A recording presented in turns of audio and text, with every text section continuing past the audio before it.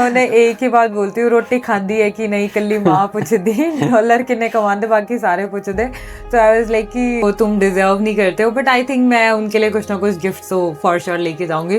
But आप अपने आपको खुद से संभाल रहे हैं तो आपको आपके पेरेंट्स की एक रियलाइजेशन होता है कि how your mother was always available for you and how your father was handling each and everything for you, कि वो मेहनत करके आपके लिए सारी चीज़ें करते थे हमेशा से और आपको यहाँ तक उन्होंने जो है भेजा है। तो आई थिंक बस ये देख के कि वो एजेंट इतने सारे वीज़ास लेके आ रहा है, मे बी वो कुछ फेक डॉक्यूमेंट्स डाल रहा हो, मे बी वो फेक पे रोल डाल रहा हो, मे बी वो फेक किसी कंपनी के स्लिप्स डाल रहा हो, ये सोच के हम वहाँ चले जाते हैं। बट आई थिंक हमें अपनी फाइल पे सर्च करना चाहिए कि हमने कौन सी डिग्री की है, हमारे कौन सा कोर्स होना चाहिए।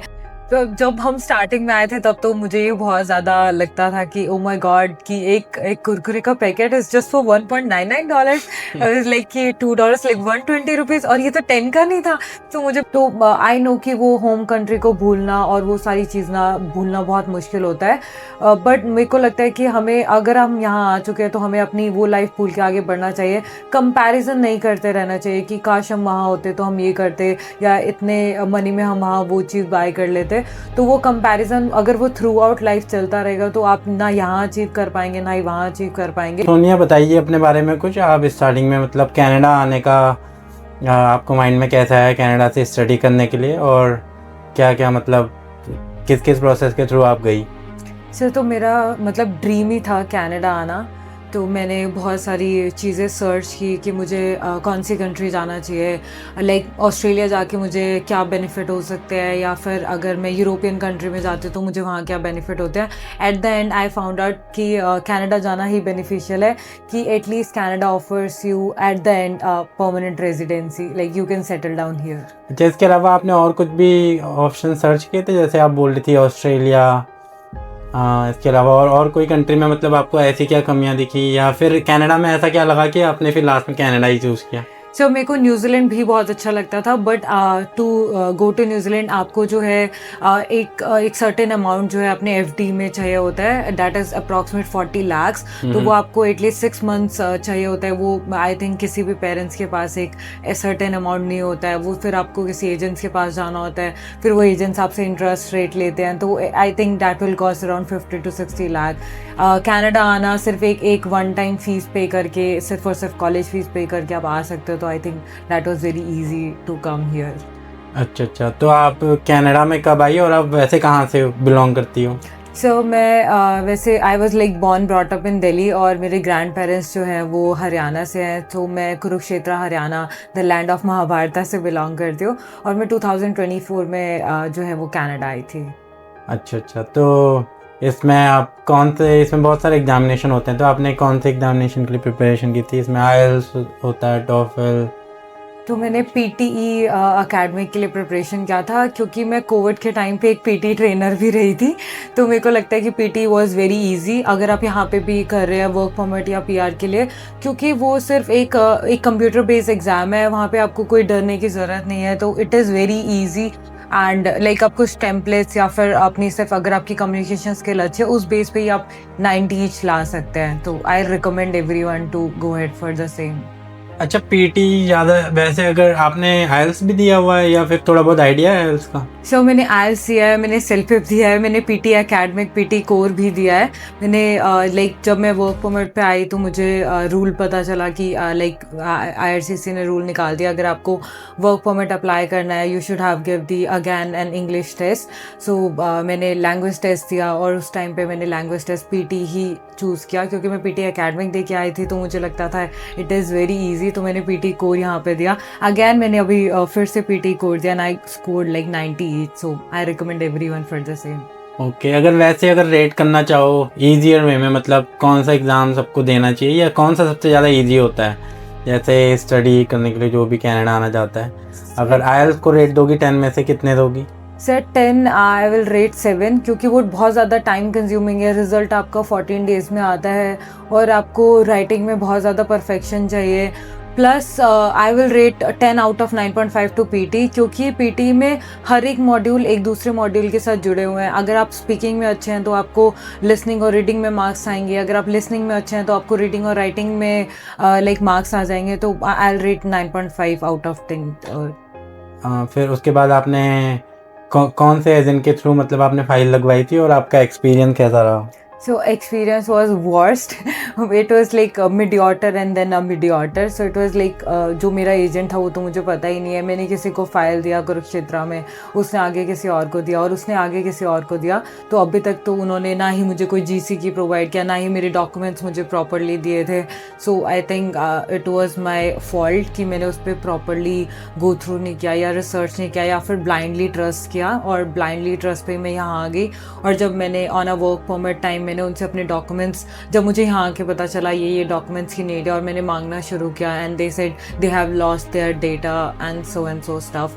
सो मैंने वर्क परमिट टाइम पे न्यू जीसी की जो है वो बनाया। But as of now if I need to apply my PR, I didn't know what they have like put in my SOP। So मुझे वो पता होना चाहिए था कि वो मेरी SOP कैसे प्रिपेयर कर रहे हैं, उन्होंने क्या लिखा है। So I think that was my biggest fault. अच्छा, जैसे ना पिछली बार भी जी जब हमने एक पॉडकास्ट किया था, हमारे साथ एक स्टूडेंट आया था, उसके साथ भी 11 लाख का स्कैम हुआ था, उसकी भी 8-9 बार रिजेक्शन आई थी। बट जैसे कोई भी स्टूडेंट, मान लो अब किसी भी एजेंट को चूज़ करना है, वो किस बेसिस पे करते हैं? मतलब रिव्यूज़ देखते हैं या फिर और सारी क्या क्या चीज़ें उनको ध्यान में रखनी चाहिए अगर कोई एजेंट को चूज़ कर रहा है? तो मेरे को लगता है कि जब हम किसी सिटी में होते हैं या कहीं पे होते हैं तो हम एक ब्लाइंड ट्रस्ट उस एजेंट पे रखते हैं, और एक वो जो ल्योरिंग होता है वो ये दिखाते हैं कि देखो हमारे इतने सारे वीज़ाज आ रहे हैं, मे बी वो कनाडा के सिर्फ 3 लाए हो बट वो यूके के उस टाइम पे 10 ले आए हो, तो हमें लगता है कि शायद उनका वीज़ा सक्सेस रेट हाई है, और हम इसी भरोसे पे उनके पास चले जाते हैं बिना ये सोचे कि हमारी फाइल क्या है, हमारी फाइल स्ट्रांग है या हमारी फाइल में ही फॉल्ट है। बस ये देख के कि वो एजेंट इतने सारे वीज़ाज लेके आ रहा है, मे बी वो कुछ फेक डॉक्यूमेंट्स डाल रहा हो, मे बी वो फेक पेरोल डाल रहा हो, मे बी वो फेक किसी कंपनी के स्लिप्स डाल रहा हो, ये सोच के हम वहाँ चले जाते हैं। बट आई थिंक हमें अपनी फाइल पे सर्च करना चाहिए कि हमने कौन सी डिग्री की है, हमारा कौन सा कोर्स होना चाहिए, बिना ये सर्च किए कि suppose I did my bachelor in computer science, I also did masters in computer application, but मेरे एजेंट ने बिना मेरे मास्टर्स दिखाए मुझे कनाडा भेज दिया। बट अगर वो मैं पीछे जाऊँ और चीज़ें देखूँ तो आई थिंक मैं अपने वो सारे डॉक्यूमेंट्स फिर से लगाती कि हाँ मेरे पास ये सारे डॉक्यूमेंट्स हैं, मैंने इतने पैसे लगा के ये डिग्रीज की हैं, तो मुझे ये सारे डॉक्यूमेंट्स कनाडा में आने से पहले शो करने चाहिए थे। बट एक एजेंट सिर्फ आपका फाइल सक्सेस रेट हाई करने के लिए हाफ डॉक्यूमेंट शो करते हैं, half of documents they just hide. अच्छा, तो फिर इसके बाद जब आपका यहाँ पे एक्सपीरियंस ख़राब हुआ तो फिर आप किसी और एजेंट के पास गई और कहीं और से फाइल लगवाई? जब मैं यहाँ पे आने के बाद चीज़ें वो मैंने खुद से सॉर्ट आउट करने की कोशिश की। मैंने बहुत ज़्यादा लाइक टाइम लिया, रिसर्च किया, और मैंने यहाँ के जो लॉयर्स है, not the immigration consultant, I went directly to the lawyers like RCIC lawyers, या फिर जो ऐसे लॉयर्स है जो मेरा केस बाद में किसी फेडरल कोर्ट या कहीं पे चैलेंज भी कर सकते हैं, मैंने उनको अप्रोच किया। अच्छा, तो उसके बाद फिर आपने कौन सा कोर्स लिया था यहाँ पे कनाडा आने के लिए?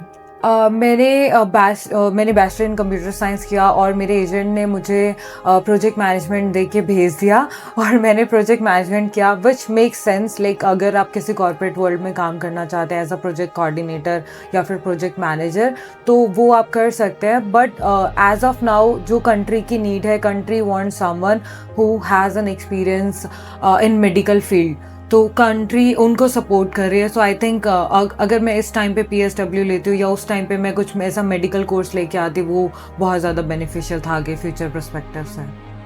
अच्छा, वहाँ पे आपने बैचलर करी, फिर यहाँ पे आपने प्रोजेक्ट मैनेजमेंट, और ये प्रोजेक्ट मैनेजमेंट मैंने बहुत बार सुना हुआ है। यहाँ पे जितने भी बैचलर्स की होती है इंडिया में, उन्हें प्रोजेक्ट मैनेजमेंट ईजी होता है या पता नहीं दे देते हैं किसी भी तरीके से कंसल्टेंट। तो इसके बारे में थोड़ा बता सकती हो किस तरीके का कोर्स है और क्या क्या मतलब इसमें सिखाया जाता है? और आपका कॉलेज कौन सा था? मेरा कॉलेज कॉनेस्टोगा किश्नर था, Doon campus, and project management is something like if you have a project, अगर आपने किसी से प्रोजेक्ट लिया है तो उसने आपको एक सर्टेन अमाउंट दिया है, सपोज आप ये रूम बिल्ड करना चाहते हैं तो उसने आपको एक सर्टेन अमाउंट दिया है, within $10,000 I want this to be like properly change, I want this kind of wall, I want this kind of paint, और यहाँ पे ये भी होना चाहिए, ये भी होना चाहिए. So that person is your stakeholder जो आपको मनी प्रोवाइड कर रहा है. Then you hire a employ और अ पर्सन जिसे आप आगे अपना डिस्कस कर रहे हैं. So you are the main, जैसे आप बोल सकते हैं कि आपने वो प्रोजेक्ट उठाया तो you are the project manager. आगे आप किसी को बताते हैं कि आपको ये मेरा काम करके देना है, तो आपने एक प्रोजेक्ट कोऑर्डिनेटर को हायर किया जो आपके लिए वो अमाउंट डिवाइड करेगा और आगे लाइक आप पेंटर को वो अमाउंट देगा और उससे टाइम पीरियड पूछेगा. फिर आप वो चीज़ जो है वो स्टेक होल्डर्स को दिखाएंगे. स्टेक होल्डर जिसने आपको पैसा दिया है, जिसका ये रूम है, वो बोलते हैं कि नहीं मैंने तो आपको ये कलर कहा था, ये तो बहुत डार्क हो गया. आप फिर से उसमें टाइमर इन्वेस्ट करेंगे और उन्हें बताएंगे अच्छा मैं इसे इतने मंथ में इतने टाइम पीरियड में चेंज करके दे दूंगा. So that's all duties of like project manager. वो सारी चीज़ें कैसे हैंडल कर रहा है और वो दोनों साइड पे लाइक अपने स्टेक होल्डर को भी सेटिस्फाई कर रहा है और उसके पैसे भी बचा रहा है, प्लस वो प्रोजेक्ट कोऑर्डिनेटर से काम भी एक सर्टेन पीरियड ऑफ टाइम में ले रहा है. So it's all kind of this things. अच्छा, और इसमें मतलब अप्रोक्सीमेटली कितनी ट्यूशन फ़ी लग जाती है? जैसे मान लो किसी को इंडिया से आना है, ऑलमोस्ट मतलब अप्रोक्सीमेट कितनी लग जाती होगी 1 ईयर? अगर किसी की ट्यूशन फ़ी कितनी हो सकती है प्रोजेक्ट मैनेजमेंट कोर्स में? पहले सिर्फ और सिर्फ लाइक $18,000 थी, बट एज ऑफ नाउ जैसे कि कंट्री ने चेंजेस कर दिया है, लाइक मास्टर्स पे ही आप अपने स्पाउस पे बुला सकते हैं, या फिर आगे 1 ईयर डिप्लोमा कोर्स पे आपको सिर्फ 1 ईयर ही वर्क परमिट मिलता है. Then in that case project management for 1 year doesn't make any sense. If you want to come here in Canada, do take masters और do take 2 years course which can provide you at least 3 year work permit. तो अगर आप 1 year course लेके आ रहे हैं वो भी $18,000 fees के साथ, जिसमें चाहे वो कॉनेस्टोगा है या फिर एल्गोमा यूनिवर्सिटी है या फिर कोई भी XYZ कॉलेज है, वो क्योंकि उन्हें देख रहा है कि अभी इमिग्रेशन स्लो है, स्टूडेंट्स नहीं आ रहे, they will give you integrities just to make profit, to make sure you will fail your course. तो वो $18,000 कब आपके $30,000 बन जाएंगे वो आपको पता भी नहीं चलेगा. अगेन सेकेंड सेमेस्टर में मुझे कॉलेज ने इन्फॉर्म किया कि आपने $1,000 कम फीस आपको भरना पड़ेगा. I was shock, I was unemployed, मेरे पास पैसे नहीं थे. $1,000 अरेंज करना, I just paid directly through my credit card, क्योंकि वो मेरा नेक्स्ट सेमेस्टर का टाइम टेबल ही नहीं ओपन कर रहे थे. सो अगर आप आ रहे हैं, आप अपने एजेंट से पूरी फीस फिल करा के आएँ, या फिर अगर आप खुद भी कर रहे हैं तो आप एज़ पर दी डॉलर रेट जो करेंटली चल रहा है वो उसको एक्स्ट्रा ही भर के आएँ, ताकि आप यहाँ आके परेशान ना हो. अच्छा, और थोड़ा बहुत मान लो किसी को कोई आ रहा है कॉन्स्टेबल कॉलेज में, किस टाइप का कॉलेज है और स्टाफ कैसा है और थोड़ा स्पोर्ट्स एक्टिविटी के लिए कैसा है, अगर कि मतलब, और थोड़ी लोकेशन कैसी है, अगर किसी को जॉब अपॉर्चुनिटीज देखनी है पार्ट टाइम जॉब्स के लिए? So I think Conestoga College is good so far so now. Conestoga College Dune campus basically, क्योंकि वो उनका मेन कैंपस है. तो वहाँ पे टीचर्स आर नाइस. टीचर आपको जो है बहुत अच्छे से गाइड करते हैं. सपोज आप प्रोजेक्ट मैनेजमेंट कर रहे हैं तो दे विल मेक श्योर कि आप उस फील्ड में एक पर्टिकुलर जगह पर पहुँचे. और प्लस मेरे जो टीचर थे वो मैग्ना में एज अ प्रोजेक्ट मैनेजर काम करते थे, या फिर वो किसी और कॉलेजेस में भी प्रोजेक्ट मैनेजर जो है वो मैनेजमेंट पढ़ा आते थे. तो मेरे को लगता है कि वो जो कॉलेज है वो उसी फील्ड से टीचर्स को लेके आता है. ऐसा नहीं कि वो किसी और फील्ड के थे और वो प्रोजेक्ट मैनेजमेंट पढ़ाना उन्होंने शुरू कर दिया. सिर्फ एक रीडिंग पर्सपेक्टिव नहीं रहता, वो उस फील्ड से उन टीचर्स को लेके आता है ताकि वो अच्छा गाइड कर सकें और वो रियल टाइम बेसिस पे कैसे काम करते हैं, कैसे प्रोजेक्ट्स हैंडल करते हैं, क्या डिफिकल्टीज फेस करते हैं, वो उस टाइम पे वो बता सकें आपको कि अगर आप कल को प्रोजेक्ट मैनेजर ही बन जाते हैं, या फिर इसके लिए आपको स्पेसिफिकली एक एग्ज़ाम देना होता है, दैट इज़ PMP. वो सर्टेनली एक आप जब कॉलेज पार कर जाते हैं, पास आउट हो जाते हैं, देन आप उसके लिए प्रिपेयर करते हैं एंड देन आप एग्ज़ाम देते हैं. देन एंड देन ओनली आप एक कॉर्पोरेट वर्ल्ड में एंटर करते हैं.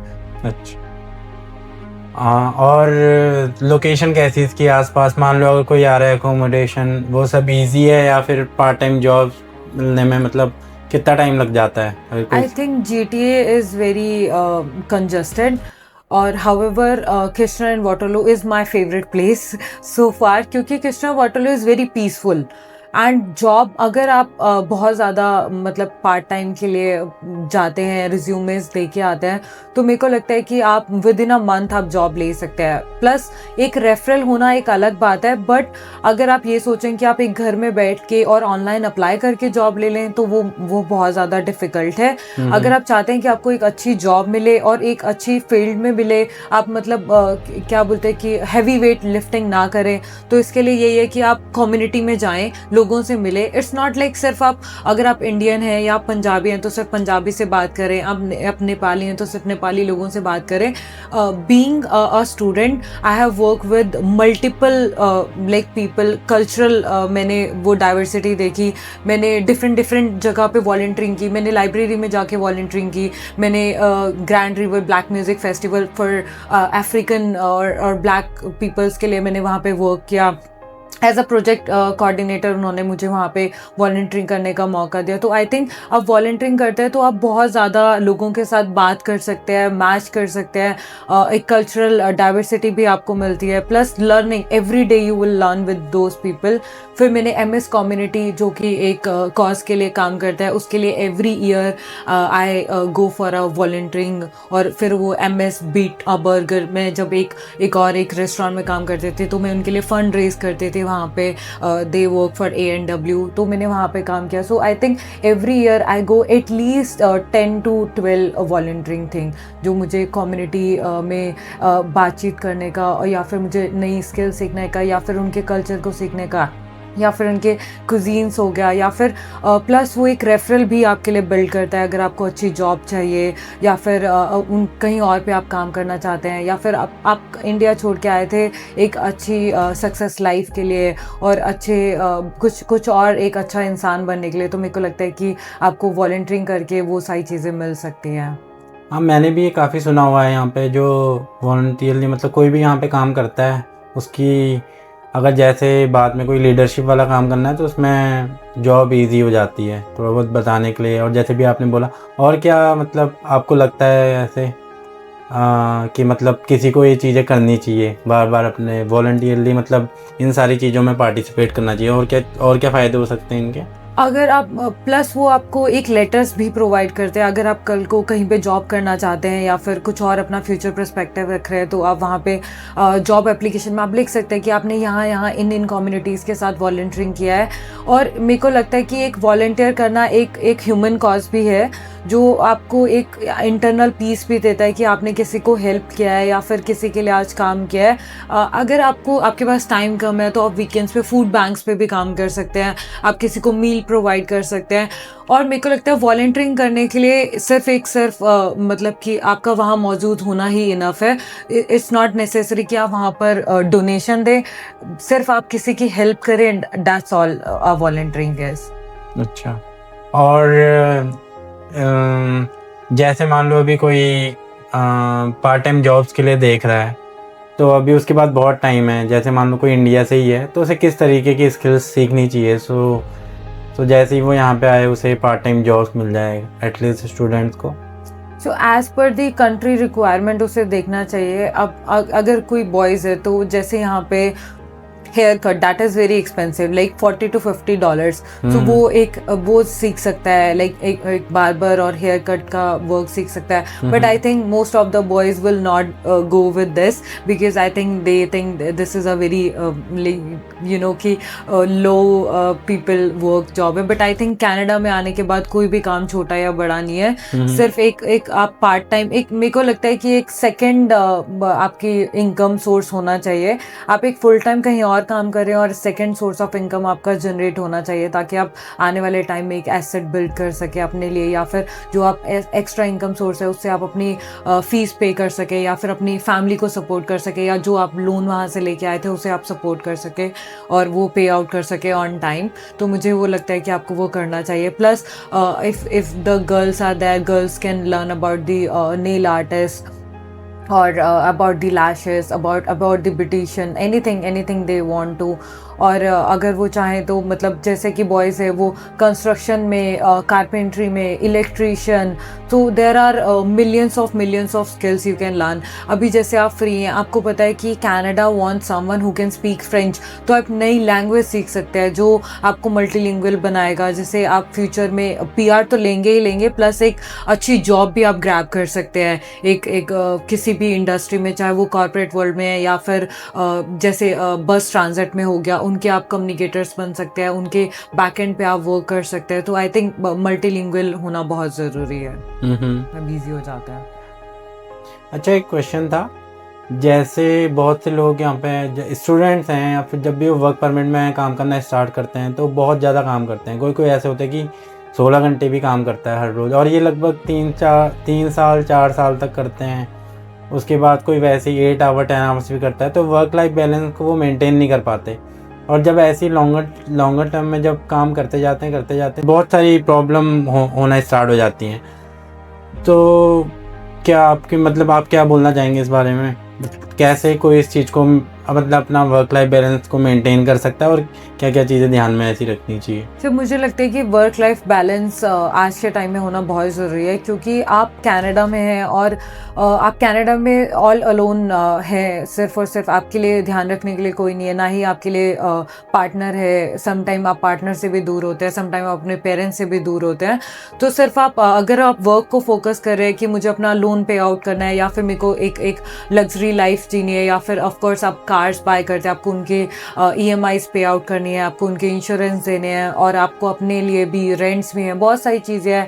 आई वुडंट से कि एक फैक्टर है, आई वुड से कि 10 to 20 फैक्टर्स है जिसके लिए आप और ज़्यादा अर्न करना चाहते हैं और ज़्यादा मेहनत करते हैं. स्पेसिफिकली लाइक बॉयज़ बहुत ज़्यादा मेहनत करते हैं, वो 2 शिफ्ट्स कर रहे हैं, वो लाइक मल्टीपल जॉब्स पे जा रहे हैं, फिर वो ट्रैवल कर रहे हैं, प्लस वो अच्छे से नींद नहीं ले रहे या अच्छे से खाना पीना नहीं कर रहे हैं. सो और वो टिफ़िन्स लगाना शुरू कर देते हैं, तो again tiffin service like oily food आ रहा है, तो वो अपनी हेल्थ का टेक केयर नहीं कर पाते. तो आई थिंक कि उन्हें एटलीस्ट अपनी लाइफ में से 20 to 30 मिनट्स वो अपने वर्कआउट को दें, या फिर लाइक मेडिटेशन को दें, ताकि वो स्ट्रेस अपना दूर कर सकें, या फिर अपनी फैमिली से डिस्कस करें, अपनी फैमिली से बातचीत करें, अपने फ्रेंड्स को अपनी लाइफ की प्रॉब्लम्स बताएं, खुद से वो सारी चीज़ें लाइक स्ट्रेस आउट ना हो. प्लस वो सप्लीमेंट्स लें. जैसे कि हम कनाडा में आते हैं because all the time houses में हीटिंग है, AC है, और आउटसाइड भी यही सेम है, और सन तो बहुत कम ही. Vitamin D is like 0 for everyone here in Canada. So iron की कमी हो जाती है, B12, और वो उन्हें ब्लड चेकअप अपना कराते रहना चाहिए, क्योंकि जैसे ही वो वर्क परमिट पे आते हैं the very first thing they have to do is having a health card. So अगर किसी के पास हेल्थ कार्ड है तो वो एटलीस्ट अपने ब्लड चेकअप या फिर हॉस्पिटल विजिट वो कर सकते हैं, क्योंकि अगर आप किसी हॉस्पिटल में भी जाते हैं तो यहाँ पे बिल्स बहुत ज़्यादा हो जाते हैं. तो एक हेल्थ कार्ड आपको सपोर्ट देता है, या फिर आप जिस कंपनी में काम करते हैं वो आपको हेल्थ बेनिफिट्स, डेंटल बेनिफिट्स, ये सारे बेनिफिट्स आप वहाँ पे चेक करें और उनको यूटिलाइज़ करें. प्लस अपनी मेडिकेशंस लें अगर आपको लगता है कि आपकी बॉडी में इस चीज़ की नीड है. प्लस आप एक अच्छी डाइट लें.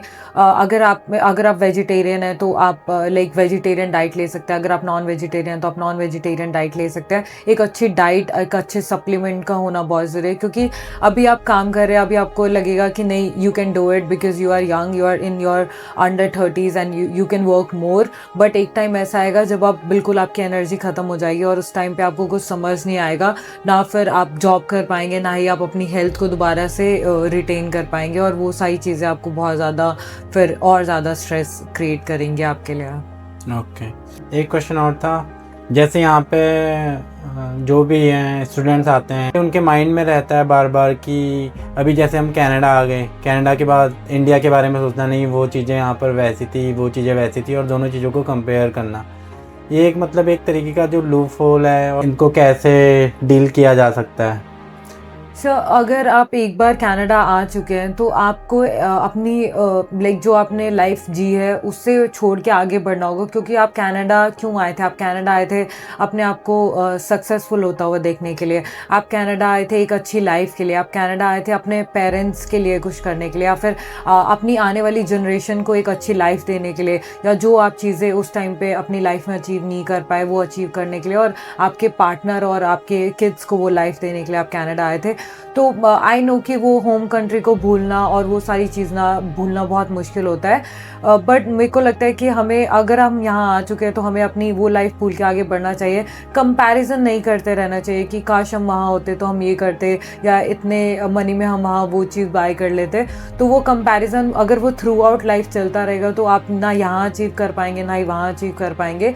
नो डाउट इंडिया इस टाइम पे बहुत ज़्यादा लाइक सक्सीड कर रहा है, सक्सेस की तरफ है। इंडिया में बहुत सारी चीज़ें जो हैं वो अपग्रेड हो चुकी है, बट अगर आप उसकी एक और साइड देखें तो इंडिया में लाइक बहुत सारी चीज़ें ऐसी भी हैं जो आप डिनाई करेंगे। लाइक अभी इंडिया में corruption that's on high level. आप यहाँ पे कनाडा में अगर आपको कोई काम अपना चाहे वो गवर्नमेंट है या कुछ भी है, आप अपॉइंटमेंट लें, आप अपने अपॉइंटमेंट डेट पर जाएं, आपका काम वो होगा, कोई यहाँ पे आपसे एक्स्ट्रा मनी नहीं मांगेगा। Same goes for the police. अगर आपको कोई यहाँ पे कुछ इशू हुआ है, आप कॉप को कॉल करते हैं, कॉप वहाँ पे आएगी, कॉप आपको सपोर्ट करती है। और इंडिया में कॉप वेट करती है अनटिल अनलेस वो कुछ ऐसा सिनारियो हो जाए जिसमें वो दोनों लोगों से जो है वो पैसे ले सके। वो वेट करता है कि उसमें से एक तो ऐसा काम करे लाइक जो एक्सीडेंशियल या फिर मर्डर केस हो उस पर बना सके, और फिर वो दोनों पार्टी से जो है पैसे ले सकते हैं।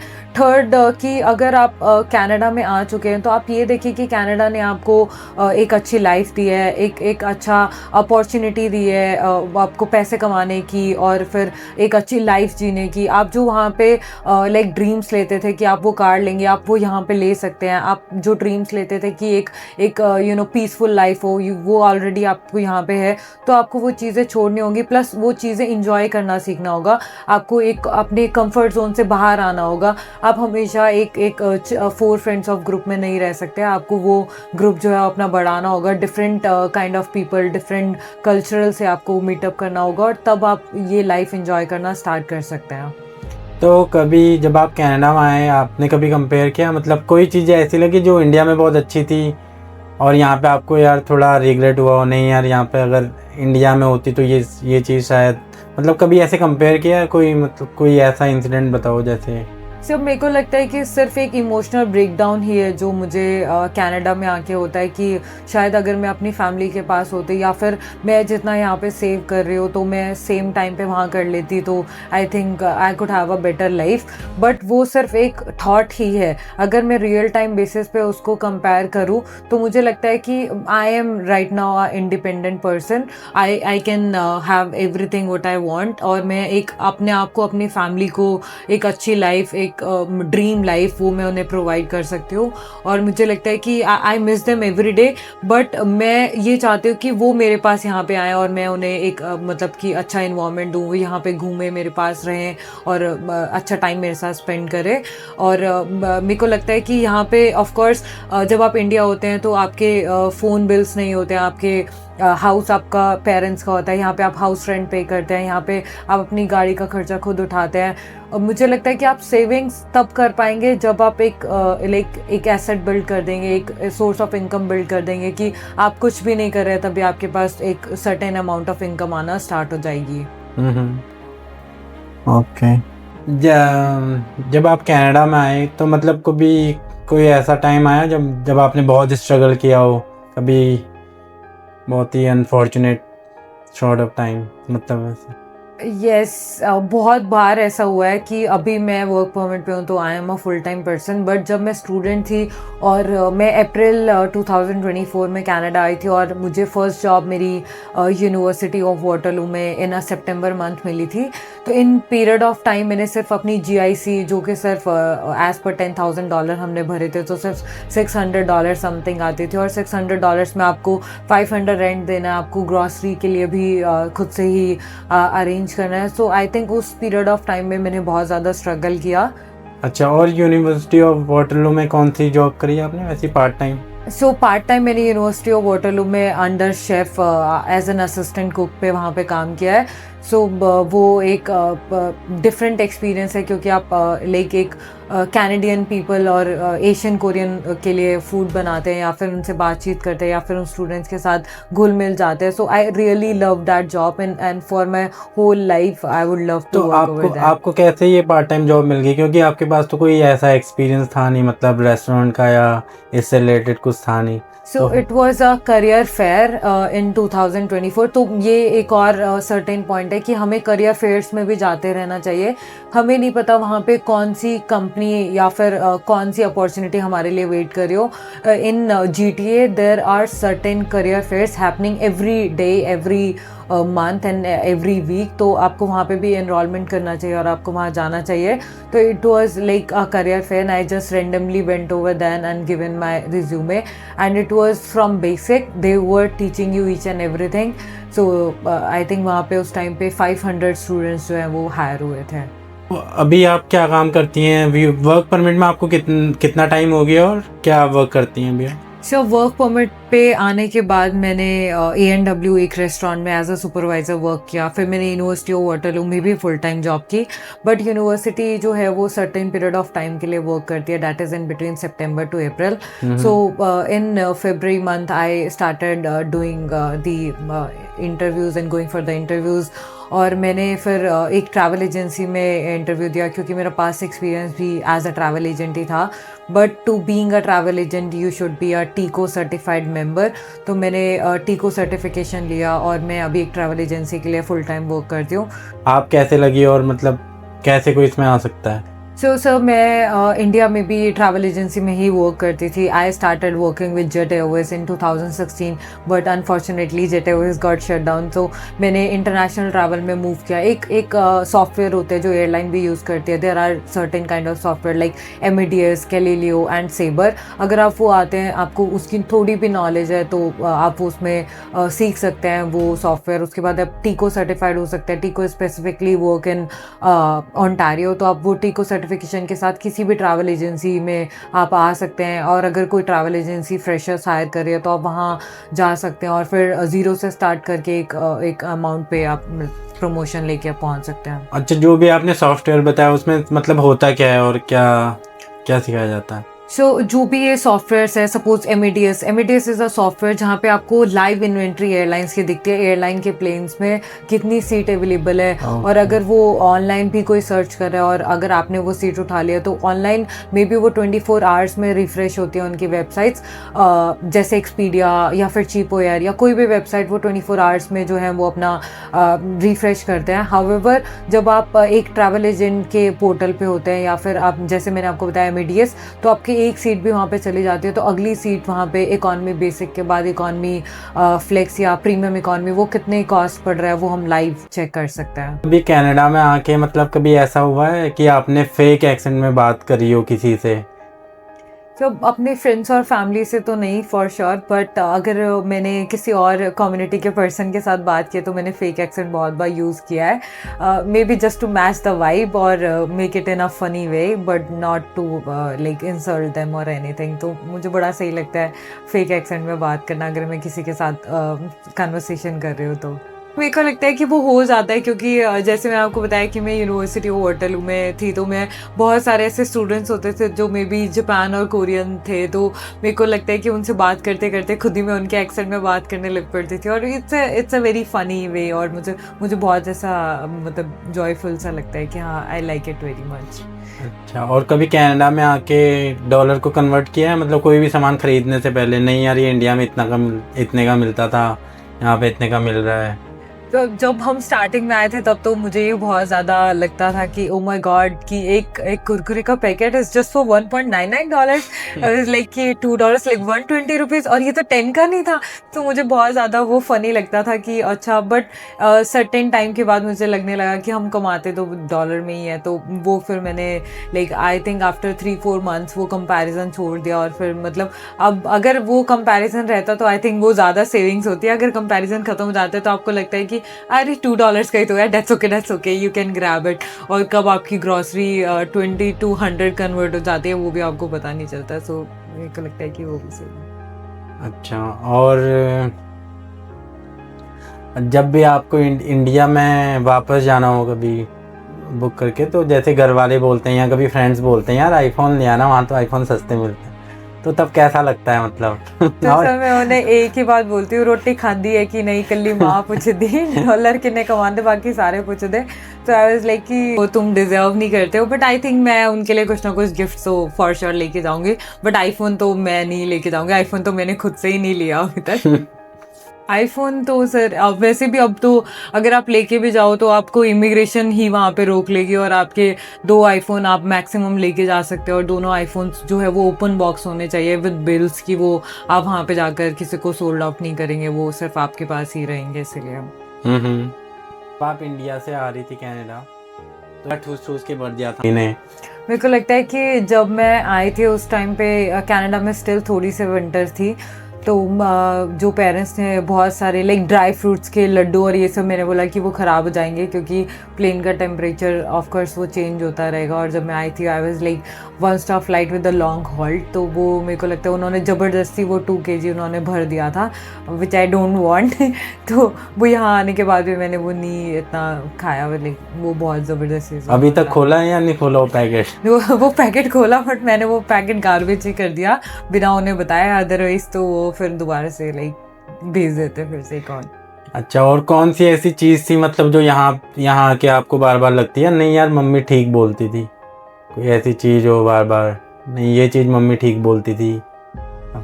आई थिंक कि जो आपको इंडिपेंडेंट होने का भूत सवार होता है उस टाइम पे कि हाँ आपको इंडिपेंडेंट होना है और आपको सारी चीज़ें खुद से ही करनी है, और बाद में आपको रियलाइजेशन होता है और आप कई बार स्ट्रेस आउट हो जाते हैं और आप इमोशनल ब्रेक डाउन हो जाते हैं और आप रोना शुरू कर देते हैं, तो आपके पेरेंट्स आपको एक ही बात बोलते हैं कि तब मना किया था, तब तुम जाना चाहते थे, अब तुम पहुंच चुके हो तो खुद से ही इसे हैंडल करो। बट आई थिंक कोई भी पेरेंट्स नहीं चाहेगा कि उसका जो बच्चा है वो परेशान हो, तो एक मोमेंट ऑफ टाइम पे वो आपको टीज करके ये भी बोल देते हैं कि दैट्स ओके, अगर नहीं हो रहा है तो अब वापस आ जाओ। बट आई थिंक अगर वो ही टाइम पीरियड में आपने अपने आप को होल्ड कर लिया तो बेस्ट है। अगर आपने उनकी बात मान के आप वापस चले गए, फिर से कंपेयर करेंगे कि अरे कनाडा ही अच्छा था और मुझे कनाडा में ही रहना चाहिए था।